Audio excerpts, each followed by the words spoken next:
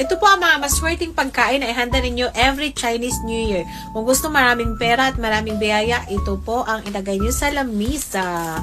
Pinaka-paborito sa lahat ang tikoy at ang dumplings and noodles. Di yan mawawala. And fish for wealth and increase in prosperity. Kung gusto mo tumubo ang iyong pera, yan, mag-isda ka whole. Spring rolls, the best yan for wealth. Money, money, money. So, ang sekreto niyan, 2 fish ang ihanda mo or kumain ka ng 2 fish. Basta whole. Hindi mo siya dapat, buo ang ulo at saka yung kanyang puwetan. And, kaunting pork. Okay? Pork is also means money. And, Chinese New Year's cake. Maganda din purple kasi purple dominated yan for the whole period 9. And yung mga malagkit na suman, which is rice balls, mga biko suman.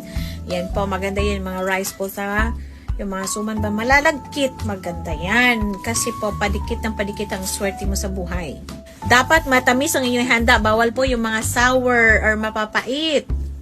Ihanda nyo kasi bawal yan.